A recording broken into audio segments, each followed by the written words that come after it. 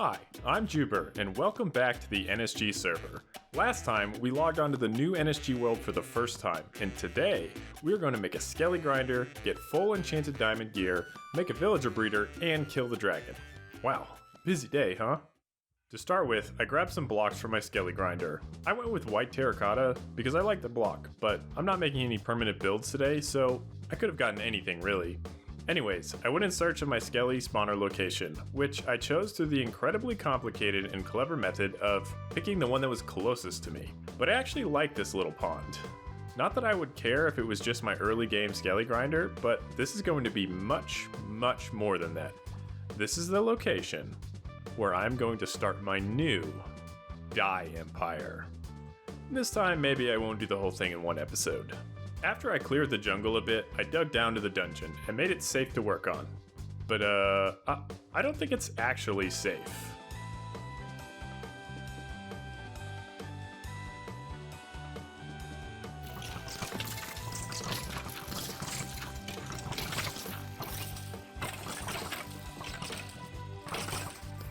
Farms based on dungeon spawners are some of the easiest things to make in Minecraft. You basically dig out a cube. And that's it, you're done. Just kidding.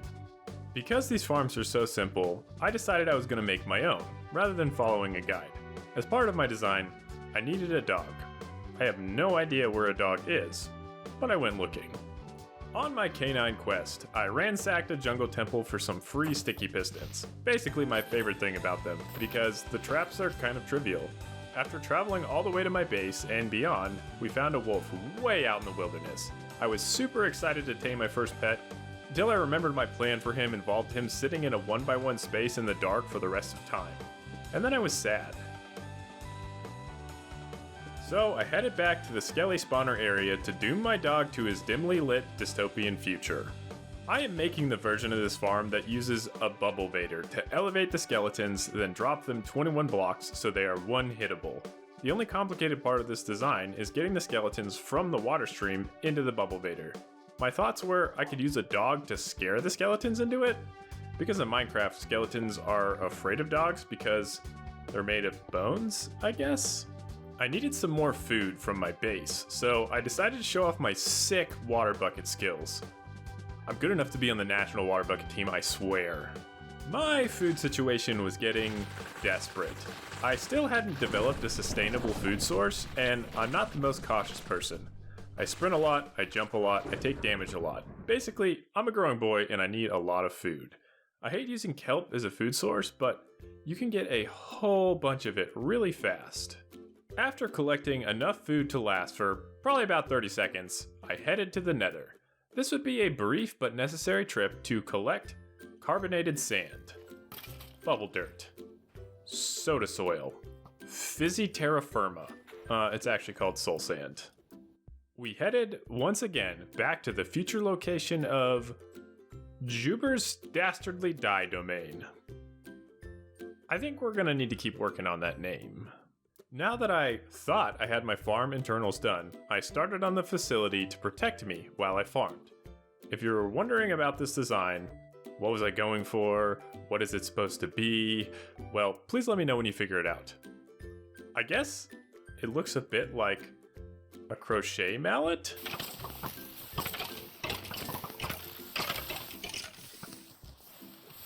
The handle of the mallet is what we are using to elevate and subsequently de-elevate our skeletons in order to use their potential energy against them. I am way too lazy to swing my sword more than once, and this will help with that. I had some troubles with my dog-powered bubble vader, and decided to adjust my strategy. But not before I unwillingly tested the skelly dropper part of the system. This was the first death of many deaths trying to get this to work right. Basically, the dog part of my system didn't work as I had assumed, so I tried setting the dog up differently, broke a few blocks I shouldn't have, spent a long time fighting skeletons, accidentally killed my dog, and then cried a little bit. I went and got a new dog and led him back to my dye compound so he could live a similar fate to the last one. Good news, this dog actually lived. I, however, had a bad time trying to get the system fixed. Many skeletons escaped, flooding the surrounding tunnels with thousands of bones. And it turns out I got nothing on osteoporosis, so it took me a solid hour to clear out enough skeletons to fix my mistake and contain the breach. But that still didn't fix my farm.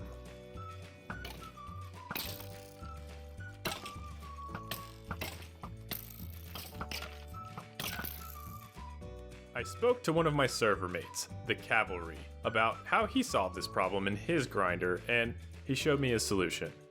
I don't know if my solution exactly matches him, because I have the memory of a goldfish and forgot what he showed me before I left that chunk, but it works, and I was grateful for the assist. Back at my base, I expanded my storage because I just unload my entire inventory every time I get back to base with 0 sorting, so I basically need a new chest every time. I went mining because that is a lot of the early game of Minecraft until you get enough coal, iron, redstone, and diamonds to get by. I then decided to finally tackle my sustainable food problem. I made a cow farm and a little wheat field, and I think around here is when I started to realize that I was gonna have to make some of this stuff look nice eventually. So I decided that I wanted to use brown terracotta and dark brown dark oak to try to tie the base together.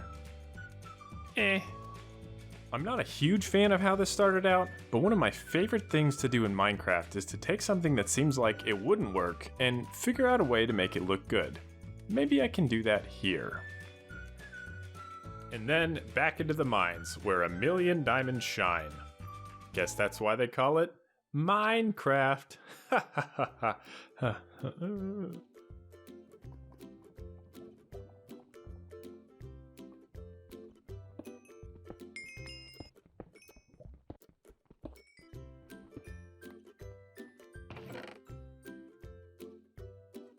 I feel like the majority of time in Minecraft is spent milling around your base doing menial tasks, and I never see that in people's videos.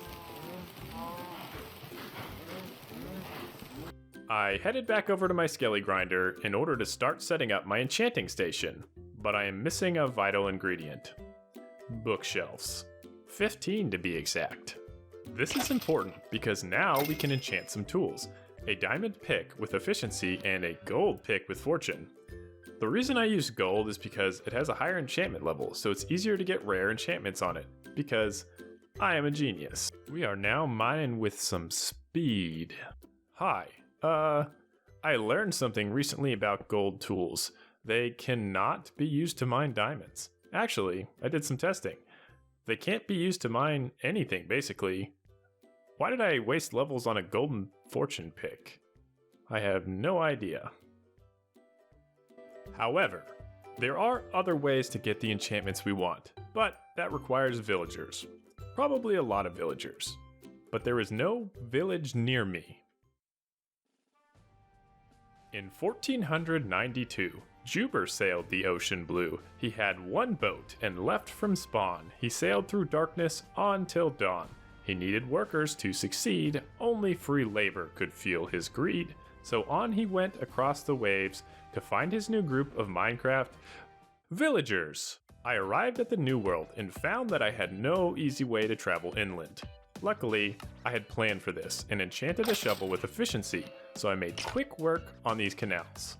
I traveled inward to the village and determined that a bit more work was required in order to effectively transport my villagers.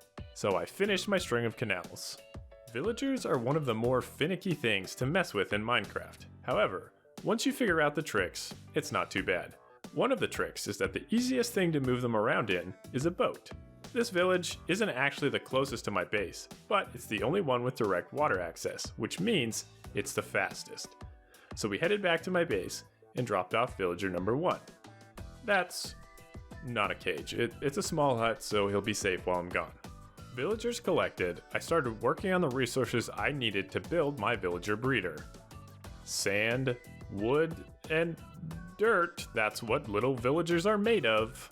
Also beds. Unfortunately, I don't have any more wool, and I decided rather than just go shearing some wild sheep, I would bring back my own.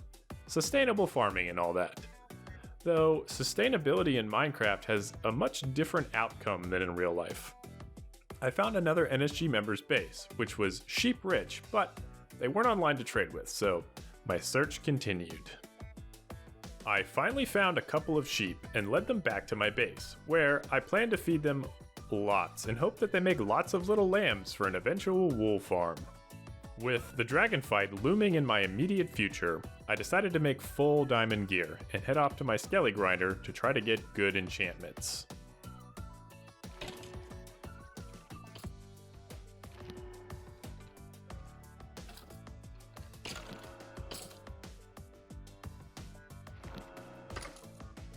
You need at least 1 carrot or potato to start a villager breeder, but it's much easier to do it with more. I offered the cavalry a name tag for a stack of each, but first I had to figure out how to get to his base in the nether. Trade completed, it was time to start building the breeder. The basic premise is you make a small farm, employ a villager to work the land, and put him in proximity to some other villagers for him to feed. Those villagers in turn will be in proximity to some beds, more numerous than the villagers, which will prompt them to fill the beds. When Babby comes, however, he will immediately be removed from the range of the beds, so the villagers will continue to procreate. The only tricky part is ensuring that the villagers can't get into the farm, and the farmer can't get into the beds, while ensuring that the farmer can still feed the villagers. Building the breeder didn't take too long, but I had a few false starts getting the villagers into position, including one fatality. But all's well that ends well, and the breeder is complete. I haven't put a system into place to deal with the new villagers yet, but it takes a few days to start producing them anyway. But now, it is time to face the dragon. The dragon fought bravely, but ultimately, the NSG members prevailed. In particular, I landed the killing blow, which is important because we agreed that the member that did so would get the egg. We are doing something kind of fun with the egg this season though, where after a preparation period, you are not allowed to have the egg stored in any inventories. It must be placed somewhere in the world. And not only is it okay to steal the egg, it is encouraged. So in my next episode, I will be creating some sort of challenge to try to obtain the egg. Well, for other people to try to obtain the egg. A lot of funny stuff happened when we fought the dragon, but I'm more of a highlights guy, so... Okay. Okay, I'd like to say one thing. Doors. I have a suggestion. And that it's a 2-part suggestion. Suggestion part 1, whoever gets the killing blow on the dragon should get the egg. Suggestion part 2, Okay. we make the dragon egg. Give it to you. No. We make the dragon egg the one item on the server that is not only acceptable to steal, it's like expected. Oh. But you can't. Okay, I like that. You can't store it in any boxes. Yeah, it has to be out. Okay. Like it has to be somewhere. Like in a display. Yeah, well, I mean, you can try to hide it at your In a base. secret base. Yeah, but you Like in a can't. secret underground base. Yeah. Right. Actually, I can put it on because my helmet has cursive binding. Maybe someone should kill me. Yeah, I was about to say it. Sleep on the bed. Not near. Get away from the lava, please. Yeah, Yeah. Please. hold on. Should we do like a group kill? Wait, just don't pick up my stuff though. Wait, what's he doing? Oh, okay. Oh, That's easy. What? You have to go through the portal.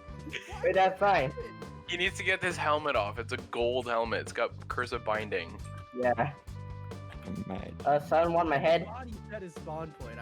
He did. Jeez. No, he spawned 5,000 blocks away. He accidentally Oh, set it at his farthest point.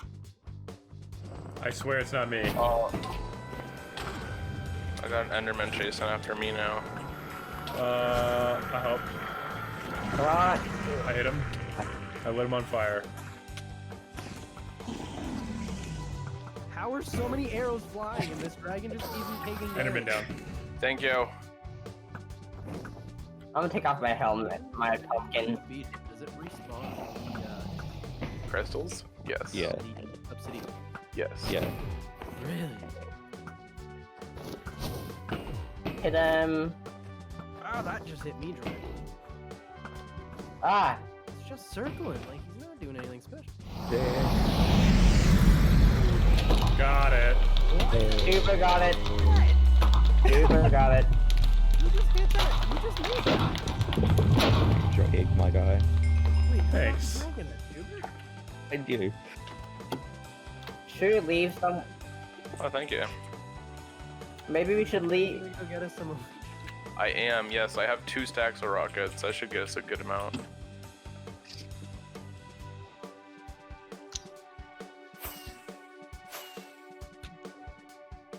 Alright, now mending books. See you later. Who needs mending books? I Planning. need minty. That's what we call a mid-air mambo shot. That was actually a nice shot. Oh my god, I only have 9 rockets, but I'm just gonna fly home from spawn and it's gonna be amazing. It's only 1 rocket. That's so nice.